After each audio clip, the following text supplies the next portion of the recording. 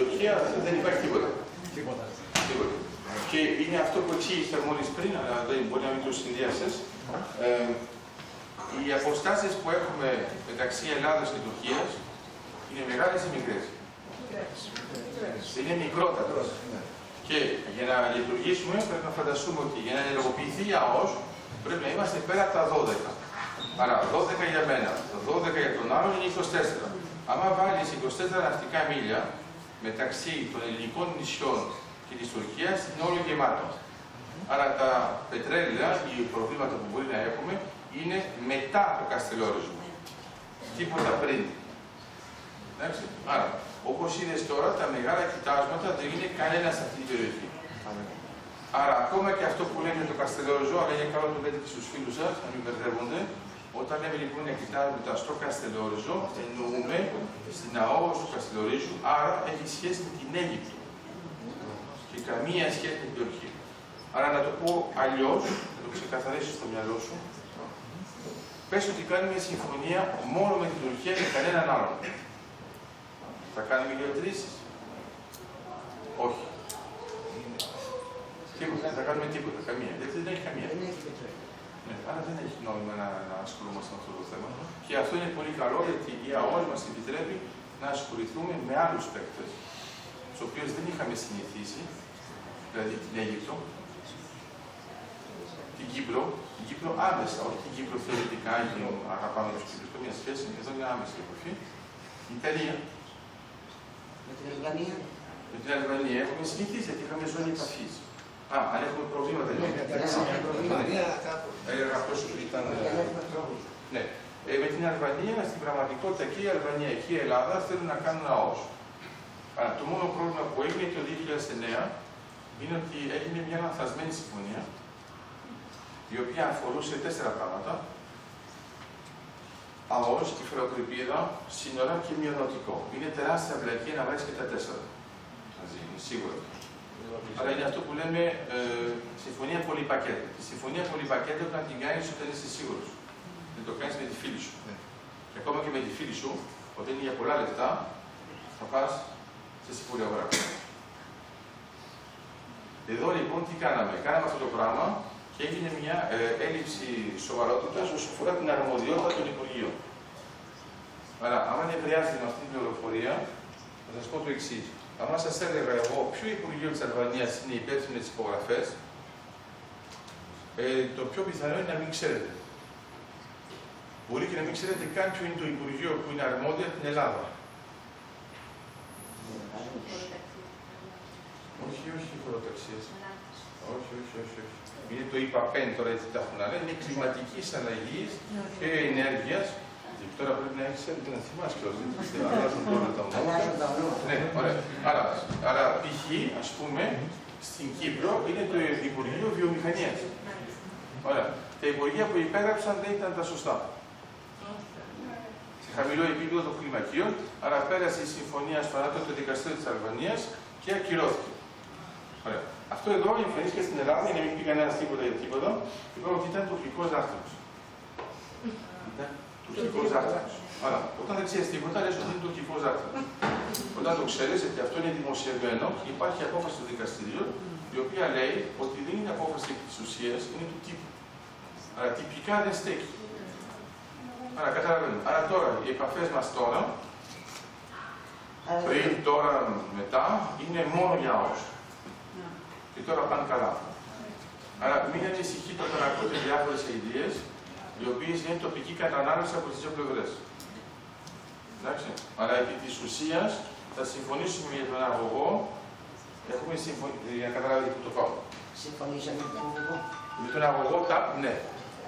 Άρα να ξέρετε ότι η Ελλάδα είχε βάλει ως προαπέτηση για να συμφωνήσει το πέρασμα του αγωγού ΤΑΠ από την Ελλάδα και μετά να συνεχίσει στην Αλβανία, η Αλβανία να ξεπαγώσει το παγωμένο του 2009. Αλλά επειδή υπογράψαμε εκεί οι δύο, καταλαβαίνετε ότι τώρα συμφωνούμε στο ίδιο πλαίσιο. Ναι. Οι κινήσεις της Ελλάδας, έτσι, για τα επόμενα χρόνια προς αυτό το θέμα των υδρογονανθράκων, Ποιο είναι το πλάνο τους, ας πούμε, είδα από τους χάρτες ότι τότε της Κρήτης υπάρχουν κάποια κοιτάσματα. Όχι πια. Από ό,τι δείξατε, από ό,τι εξελίξεις, έτσι. Ωραία, εντάξει, αλλά εδώ μιλάμε για τη χοντρή του θησαυρού, δεν είναι Θεωρητικά πάντα. Δεν έχω πει θεωρητικά πάντα, έτσι. Δεν είναι θεωρητικά. Δεν είναι θεωρητικά. Θεωρητικά είναι ότι όταν θα είχα κάνει εγώ, ας πούμε, ένα μαθηματικό μοντέλο και θα το κοίταζα. Ναι, δεν είναι αυτό. Τώρα πήγε η εταιρεία της GES, καταγράφει τις διαφορές και κοιτάζει τι είναι μέσα. Και να ξέρεις, ας πούμε, εγώ δεν έχω νερό εδώ, ένα πράγμα που μπορείς να καταγράψεις πολύ εύκολα είναι αν έχεις υγρό στοιχείο σε σχέση με στερεό. Ωραία. Άρα το πετρέλαιο δεν το βρίσκουμε τόσο απλά, γιατί το πετρέλαιο μοιάζει με νερό. Το φυσικό αέριο είναι σίγουρο όμως. Δηλαδή κοιτάζουμε απλώς με την ταχύτητα που στέλνουμε, αν πηγαίνει γρήγορα, σταματάει με μία, πηγαίνει αργά, ξανανεβαίνει, αυτό εδώ είναι φυσικό αέριο. Αυτό δεν είναι θεωρητικό. Το θεωρητικό είναι αναλογική γεωλογία. Από τη στιγμή που βάζουμε σεισμικά δεδομένα έχουμε ξεπεράσει, δεν είμαστε ακόμα στη γεώτρηση, αλλά δεν είναι θεωρητικό. Ωραία, εφόσον λοιπόν τα γνωρίζουμε, ναι. Το πλάνο της ελληνικής κυβέρνησης τα επόμενα χρόνια, ποια είναι? Ας πούμε, βλέπουμε το παράδειγμα της Κύπρου, ναι. Βλέπουμε το παράδειγμα της Κύπρου που έχει ξεκινήσει τις γεωτρήσεις, παρόλο με τα προβλήματα που αντιμετωπίζουν και οι Κύπροι, αλλά παρόλα αυτά, ας πούμε, πολλές εταιρείες όπως η Total σωστά. έχουν ξεκινήσει τις γεωτρήσεις. Λοιπόν, πρώτα απ' όλα στην ερώτησή σου θα κάνεις μόνο μια αλλαγή, έτσι να μπορέσει να απαντήσω. Θα βάλεις στον πληθυντικό ελληνική κυβέρνηση. Εντάξει, ωραία. Γιατί είναι πολύ απλό. Πόσες φορές κάναμε τετραετία? Όχι ποτέ. Μία. Εγώ δεν θυμάμαι. Όχι, υπάρχει. Να μην το παρακάνουμε. Άρα, τι εννοώ? Έχουμε μια μεγάλη αστάθεια. Ενώ άμα κοιτάξετε τις εκλογές στην Κύπρο, είναι πενταετία. Δηλαδή, από τις εκλογές, ένας μέσος πολίτης Έλληνας δεν μπορεί να βρει πότε ήταν η προηγούμενη ή η μεθεπόμενη κτλ. Ενώ ο Κύπριος του λέει την ημερομηνία, ξέρετε ακριβώς πότε ήταν και λέει πριν 5 συν 5. Αυτό είναι μια ένδειξη για θέμα σταθερότητας. Γιατί η Κύπρος δουλεύει προς την ίδια κατεύθυνση από το 2001. Άρα 2001 θέλει να πει ότι έχει κάνει 5 προεδρίες. Εντάξει, γιατί ήταν οριακό, ήταν το τέλος. Να υπολογίσει καλά είναι και το τέλος. Δεν είναι ότι έχουμε αρχίσει. Το ίδιο θα λοιπόν, άρα, ο σχεδιασμός ποιος είναι? Ιόνιο, ένα σταθμό υγροποίησης, νότια της Κρήτης, ένα σταθμό υγροποίησης, ένωση με διακλάδωση, άρα με αγωγό Ιστμέλ και το Interconnector Ευρωάζια. Αυτά είναι σε μεγάλες γραμμές αυτό που θα κάνει η υψηλή στρατηγική. Τώρα μετά, σε αυτό το πλαίσιο πρέπει να γίνει θέσπιση ΤΑΟ και διάφορες οριοθετήσεις. Άρα, πρακτικά, στο ενδιάμεσο για να είναι και πιο πιστικός, το 2013 συμφωνήσαμε με την Ιταλία να κάνουμε αρχή διαπραγματεύσεων για την οριοθέτηση ΑΟΣ πάνω στη διασημεία. Τα πάμε καλά με την Αλβανία. Κάναμε επαφές με τη Λιβύη, αλλά είναι η Λιβύη που έχει μεγάλη αστάθεια, άρα με ποιον να υπογράψει στο τέλος. Με την Αίγυπτο έχουμε τα καλύτερα αποτελέσματα λόγω της τριμερούς. Άρα, αν προσέξατε, ήδη κάναμε 2 τριμερείς, αλλά έχουμε πολύ πλάκα. Όπως ξέρετε, όταν κάναμε την πρώτη τριμερή δεν ήταν καλή. Μετά κάναμε τη δεύτερη, ήταν η ίδια, αλλά αυτή ήταν καλή από τη δεύτερη. Άρα, φαντάζομαι ότι όταν θα κάνουμε την τρίτη, η τρίτη θα λένε ότι αυτή είναι πολύ καλή, οι προηγούμενες δεν ήταν πολύ καλή, ενώ ήταν οι ίδιες. Και προετοιμάζουν το σημείο, το τριπλό, να έχουμε οριοθέτηση εμείς ως Ελλάδα την Κύπρο, με την Αίγυπτο και επέκταση της Κύπρου με την Αίγυπτο που τους λείπουν 8 ναυτικά μίλια. Όταν έχουμε αυτό, θα είναι να πει ότι έχουμε κατευθείαν διασύνδεση Ισραήλ, Κύπρος, Ελλάδας, Ιταλία και μετά το. Αυτό σε γενική δυνατότητα. Ναι. Λοιπόν, επειδή από τότε που έχεις κάνει την εμφάνισή σου εδώ στην Κέρκυρα έχεις δημιουργήσει πολλές συζητήσεις, έχεις προκαλέσει πολλές συζητήσεις, πολλοί Κερκυροί αναρωτιούνται, εντάξει, θα ωφεληθεί η Ελλάδα, τα Ιόνια νησιά, η Κέρκυρα, τι έχετε κερδίσει. 5%. Το 5% είναι σίγουρα κάτι πολύ σημαντικό. Αλλά εγώ βλέπω και κάτι άλλο, και το λέω, και δεν ξέρω κατά πόσο συμφωνείς, ότι όταν θα έρθει η Total, η Edison, η τελικά πετρέλαια και θα φτιάξουν εκεί και θα αρχίσουν να κάνουν τις έρευνες, να κάνουν την άντληση πετρελαίου κτλ. Υποθέτω ότι θα έχουν ανάγκη από κάποιες υπηρεσίες οι οποίες θα προσφέρονται από κάποιους. Δεν θα μπορούσε κάλλιστα η έδρα αυτών των φορέων να βρίσκεται στην Κέρκυρα, στην Ζάκυνθο, στη Λευκάδα. Μα δεν κατάλαβες, θα είναι στην Κέρκυρα. Θα είναι στην Κέρκυρα.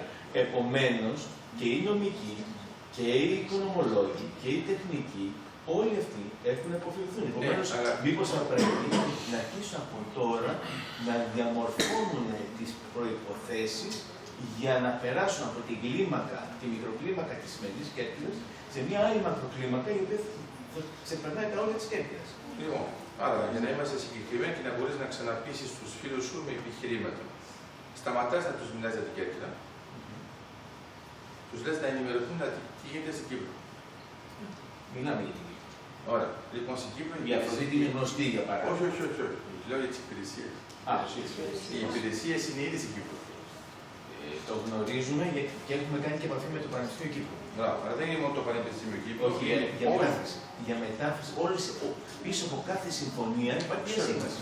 Κάθε σύμβαση είναι μια μετάφραση. Αν δεν είναι σπαταλάς τον χρόνο σου να μιλάς με αυτούς, τους δίνεις τη μετάφραση που έκανες.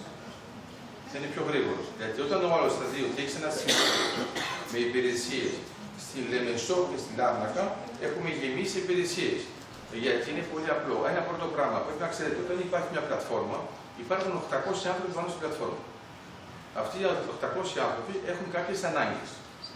Μια πλατφόρμα δεν λειτουργεί ποτέ μόνη της. Πρέπει να υπάρχει υπηρεσία που την υποστηρίζει. Η υπηρεσία που την υποστηρίζει μπορεί να πάει από το μηχανικό, δηλαδή εγώ έχω κομμάτια για το γεωτρύπανο και πρέπει να τα κρατάω, τα μεταφέρω συνήθως αλλά στην Κύπρο, Λάρνακα, να τους δείξει φωτογραφίες, γιατί εγώ πήγα μέσα όταν ήταν η Έννη, μέσα στον χώρο της Έννης, έχεις 2 καράβια που είναι αυτά που κάνουν συνεχώς πήγαινε έλα, για να τροφοδοτούν με οτιδήποτε χρειάζεται η πλατφόρμα. Όμως, στο συγκεκριμένο πεδίο, μόνο και για τη Λάρνακα, οι 80 που δούλευαν είναι Κύπροι. Στο πρακτικό επίπεδο, δεν είναι για αυτού που κάνουν πιο δύσκολα, δηλαδή συμβόλαια, υπηρεσίες. Αυτά έχουν έρθει. Την πρώτη φορά που ήρθε ένα καράβι υπηρεσίας, και οι Κύπροι το είδαν, πάτε και εσείς στην πλάκα σας, τους ήρθε ένα 200 μέτρα. Και έλεγαν, τι είναι αυτό, παιδιά. Τότε κατάλαβαν ότι θα έπρεπε να ασχοληθούν με το τι θα κάνουν μετά. Το καράβι έχει ήδη έρθει. Άρα μην περιμένεις πολύ για αυτή την προετοιμασία, θα φανεί γρήγορα μετά. Εμείς και στην Ελλάδα, είσαι και στο Πανεπιστήμιο, ποια είναι η ιδιότητα του φοιτητή στην Ελλάδα? Είναι να καταφέρει να κάνει σε μια εβδομάδα αυτό που κάνει σε ένα εξάμηνο. Αυτή η ικανότητα την έχουμε και στις υπηρεσίες. Άρα θα έχουμε για ένα εξάμηνο, θα βρίζεις εσύ να τους πεις φραγμάνο, σε μια εβδομάδα θα είναι όλα στημένα. Ολυμπιακοί αγώνες, δηλαδή το κλασικό. Δηλαδή θα λες, μα πού βρέθηκαν όλοι αυτοί τόσο αξιοπνικά, γιατί αυτό που δεν πρέπει να ξεχνάμε είναι ότι έχουμε τον πρώτο εμπορικό στόλο στον κόσμο. Τα μεγαλύτερα καράβια που έχουμε είναι όλα LNG και είναι Έλληνες. Άρα ξέρουμε ακριβώς τι γίνεται. Άρα τις υπηρεσίες τις οποίες εσύ μιλάς θεωρητικά, τις κάνουν αλλού, σε άλλες χώρες. Όχι μόνο στην Κύπρο, σε άλλες χώρες, παντού στον κόσμο. Άρα τι γίνεται? Στην πραγματικότητα αυτό που έχει σημασία είναι να υπάρχει τεχνογνωσία. Δηλαδή όπως έχουμε ένα TE με Master of Oil and Gas στην Καβάλα και έχουμε ένα ανάλογο θα γίνει και στον Πειραιά και στα Χανιά και στο Ηράκλειο, σε κάποια φάση θα καταλάβουν μερικοί ότι θα ήταν καλό στο Πανεπιστήμιο, στην Κέρκυρα π.χ., να υπάρχει τουλάχιστον ένα μάστερ. Δεν σου λέω κανένα ολόκληρο τμήμα, ένα μάστερ από ειδικούς που ασχολούνται με αυτό. Τα παιδιά που είναι στην Καβάλα, να ξέρετε ότι το 70% των ανθρώπων που είναι στο Βρύνο είναι από αυτό το TE. Τα δικά μου, οι δικοί μου φοιτητές, κάνουν το stage τους πάνω στην πλατφόρμα του Βρύνου. Πρακτικό. Τους βάζουν με βαρκούλα, τους βάζουν με δίκτυο του τύπου μέθοδος μετέωρα. Ξέρεις πόσο είναι διαφορετικό ο φοιτητής σου να βλέπει τα γεωτρύπανα, τα πράγματα αυτό? Καμία σχέση. Άρα αυτό σε κάποια φάση Πρέπει να το σκεφτούμε και έχει απόλυτο δίκιο. Αλλά όσον αφορά τις υπηρεσίες, δεν ανησυχώ καθόλου, διότι βέβαια οι πρώτες επαφές γίνονται από τις ξένες υπηρεσίες, οι οποίες θα δείτε ότι θα σας πάρουν τηλέφωνο και θα σας πούν. Εκεί πέρα αυτό το νοικιάζετε, δεν θα σου πω το νοικιάζει, ή δεν νομίζω ότι νοικιάζει, ας πούμε, το διαμέρισμα, και σου λέει το κτίριο, ας πούμε, το νοικιάζετε όλο. Αυτό θα δείτε. Και αυτό είναι πολύ καλό, γιατί είναι υπηρεσίες με υψηλές προδιαγραφές, και το λέω για να καταλάβετε που το πάω. Όταν μιλάμε για τουρισμό, θέλουμε πολύ τουρισμό, αλλά ξέρουμε ποια είναι η διαφορά μεταξύ μαζικού και ποιοτικού. Αυτές οι υπηρεσίες μπορεί να είναι εκφύσεις μόνο ποιοτικές. Και το άλλο που δεν βλέπουμε, το λέω τώρα και στον δάσκαλο, με την έννοια της δασκαλίας, αυτοί οι άνθρωποι έρχονται για να δουλέψουν κάμποσα χρόνια με τα παιδιά. Και θέλουν εκπαίδευση, δεν θέλουν ό,τι να είναι, θέλουν κάποια στάνταρ. Αλλά ξαφνικά βλέπετε ότι υπάρχουν άνθρωποι που δημιουργούν σχολεία, σχολές κτλ. Στο πανεπιστήμιο που πηγαίνουν, που εσύ θα ρίξει, αποκλείεται να έρθει κάποιο τέτοιο. Και λιμάνια δεν θα χρειαστούν από την άλλη μεριά. Ποια άλλη λιμάνια? Ναι, εντελώς. Άμα θέλετε κάτι για την Κέρκυρα, θα είναι από την άλλη πλευρά. Το ίδιο με την Κρήτη. Η Κρήτη θα έχει νότια της Κρήτης. Και αυτό είναι και μάλιστα και πολύ καλό, γιατί θα είναι ενεργειακό λιμάνι, γιατί δεν πρέπει ποτέ να μπερδεύετε και τα δύο μαζί. Δεν έχει νόημα. Γιατί εδώ είναι καράβια που θέλουν και αυτά την ησυχία τους. Όπως εμείς από την άλλη πλευρά θέλουμε τους ανθρώπους να κυκλοφορούν, είναι το ίδιο, αν θέλετε, με έναν αυτοκινητόδρομο, με τα αυτοκίνητα και τις νταλίκες. Ωραία. Άρα στο εξωτερικό οι νταλίκες δεν λειτουργούν το Σαββατοκύριακο. Γιατί ξέρουν ότι θα βγουν όλοι, αλλά θα έχουμε ένα θέμα. Ενώ για όλα τα άλλα σου λέει ποιοι είναι. Ναι. Επειδή κινούμε μεταξύ Κέρκυρας και Κύπρου και ανάποδα, επιβεβαιώνω αυτά που είπε ο κ. καθηγητής, ότι όντως υπάρχουν υπηρεσίες σημαντικότατες και μάλιστα συμπληρώνω σε αυτό που είπατε ότι τα ιδιωτικά πανεπιστήμια έχουν κάνει κλάδους συγκεκριμένα για σπουδές πάνω σε πετρελαιοειδή. Και για την εξόρυξη, για την εξεργασία και προς τα πάνω. Τα 6 πανεπιστήμια της Κύπρου έχουν 6 bachelor, 6 master, 6 PhD. Ναι, που σημαίνει πρακτικά ότι να ξέρετε ότι αυτά τα master είναι ήδη απολαβές το πανεπιστήμιο, γιατί δεν είναι τζάπα, είναι με δίδακτρα. Άρα αυτά ζουν από μόνα τους. Άρα δεν μπορείς να πεις ότι τι κόστος θα έχει το πανεπιστήμιο, αντιθέτως. Άρα κατάλαβαν πολύ καλά στην Κύπρο, γιατί στην Κύπρο υπήρχαν τόσοι ειδικοί πριν. Τι κάνουν όμως αυτά τα πανεπιστήμια? Φέρνουν ειδικούς από διάφορες κλάδους, έχουν αρκετό χρήμα για να το επενδύσουν, για να έχουν τα δίδακτρα οι καθηγητές από τους φοιτητές, και οι φοιτητές έχουν ένα πρόγραμμα υψηλών προδιαγραφών. Ας πούμε το ανάλογο που κάνουμε στην Καβάρα τα μαθήματα είναι στα αγγλικά. Και γιατί είναι στα αγγλικά, οι μισοί καθηγητές είναι ξένοι. Άρα μετά ο άλλος, αντί να πηγαίνει στο εξωτερικό, πηγαίνει στην Καβάρα, η π.χ. στην Κέρκυρα, η π.χ. στην Κρήτη, έχει τους ντόπιους που έχουν κάποια ειδικότητα, συμπληρώνεις με τους άλλους και έχεις ένα πανεπιστήμιο που έχει υψηλές προδιαγραφές. Σε σχέση με τον αγωγό, τον EastMed. Ναι, του φυσικού αερίου και του πετρελαίου. Όχι. Φυσικό αέριο. Φυσικό αέριο. Μόνο. Ναι, προς το παρόν. Μόνο. Επειδή όχι, εντάξει, να συμφωνήσουμε για να μην μου το ξαναρωτήσεις. Όταν έχεις πετρέλαιο, είναι υγρό. Το βάζεις κατευθείαν στο καράβι και σολάρι είναι σωστό, είναι άμεση. Άρα για να το κάνεις αυτό πρέπει να έχεις κλιματικές συνθήκες θεότρελες. Το φυσικό αέριο, επειδή είναι αέριο, πρέπει να κάνεις ή συμπίεση ή υγροποίηση. Άμα δεν κάνεις αυτό, πρέπει να έχεις αγωγό για να πετάς γρήγορα. Για να έχεις αγωγό όμως πρέπει να πετάς πολύ. Δεν σε συμφέρει γιατί είσαι γύρω στα 12 δις. Το πιθανό σενάριο που ακούγεται στα εισαγωγικά αναφορικά με τη τελική κατάληξη του κυβερνητικού προβλήματος που συνδέεται με τους υδρογονάθρακες και σκεφτόμενοι το πείραμα σε εισαγωγικά που έγινε από την Τουρκία με τον αγωγό νερού που έκαναν από την Τουρκία προς τα κατεχόμενα και λέγεται ότι είναι το τεστ του πιθανού αγωγού αερίου. Είναι αστείο, δεν έχει καμία σχέση το ένα με το άλλο. Επειδή όμως απομακρύνθηκαν τελευταία τα γεωτρύπανα από την περιοχή. Όχι. Συνεχίστε. Οι πληροφορίες που υπάρχουν, Οι πληροφορίες. τουλάχιστον αυτό λένε. Εσύ μιλάς για πληροφορίες, εγώ Για μιλάω την για Έννη δεδομένα. Κογκάς, για την Έννη Κογκάς και την Έννη. Λοιπόν, η Έννη Κογκάς Ναι. έκανε 2 γεωτρήσεις στο οικόπεδο 9 στο κοίτασμα ως Ανασταγόρα και Αμαθούσα. Μετά τι έκανε, τι σου λένε οι πληροφορίες. Ότι έφυγε από την περιοχή. Α, εγώ μπορώ να σου πω ότι πήγε στη Μασσαλία για συντήρηση. Α. Ωραία. Μετά από τη Μασσαλία έφυγε. Α, δεν ξέρω. Α, οι πληροφορίες είναι περιορισμένες. Είναι μικρό blog αυτό. Λοιπόν, έφυγε από τη Μασσαλία, πήγε στα 2 οικόπεδα που έχει πάρει η Αίγυπτος με την Έννη.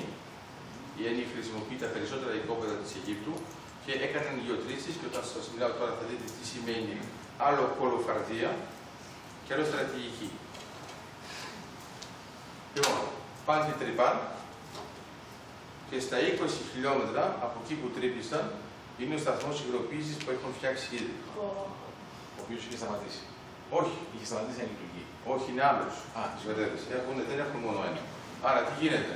Να σου πω ότι όταν έχετε φτιάξει ένα σταθμό υγροποίησης, κάθε φορά που πετάγετε ένα τρένο ή κάνετε έναν αγωγό, το φέρετε εδώ.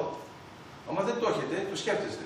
Αυτό που λειτουργεί πιο πολύ εδώ για την Κύπρο είναι να γίνει αγωγός που να πετάει το φυσικό αέριο της Αφροδίτης στην Αίγυπτο. Αυτό είναι το σενάριο που μελετάμε τώρα. Σε αυτό το